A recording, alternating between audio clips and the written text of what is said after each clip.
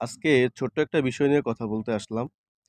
বিষয়টা হচ্ছে আপনারা সবাই দেখছেন যে আ সম্প্রতি আপনার আমাদের যে বিনোদন জগতের নায়িকা নুসরাত ফারিয়াকে গ্রেপ্তার করা হয়েছে। গ্রেপ্তার হইতেই পারে যদি উনার বিরুদ্ধে কোনো সুনির্দিষ্ট অভিযোগ থাকে এটা গ্রেপ্তার হইতেই পারে সমস্যা নাই। আ তো এখন আমার কথা হচ্ছে আপনার মেইন বিষয়টা হচ্ছে 'মুজিব' সিনেমা নিয়া। তো এখন 'মুজিব' সিনেমাতে নুসরাত ফারিয়া অভিনয় করছে শেখ হাসিনার চরিত্রে। আর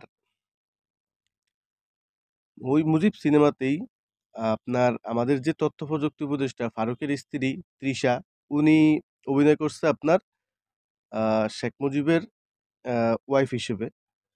তো এখন শেখ হাসিনার চরিত্রে অভিনয় করার জন্য নুসরাত ফারিয়া যদি গ্রেপ্তার হইতে পারে, তাইলে আ শেখ হাসিনার মায়ের আ অভিনয় করার জন্য কি তৃষা গ্রেপ্তার হইতে পারে না?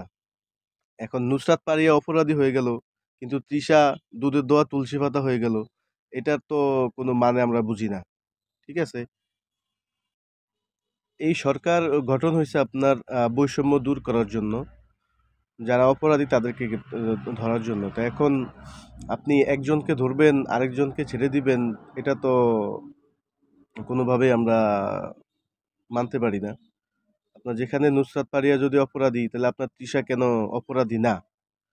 তাহলে আপনি তো সেই আগের মতোই ফ্যাসিস্টের মতোই আচরণ করতেছেন। তাইলে আপনার প্রতি আপনাদের এই সরকারের প্রতি কিভাবে জনগণের বিশ্বাস থাকবে?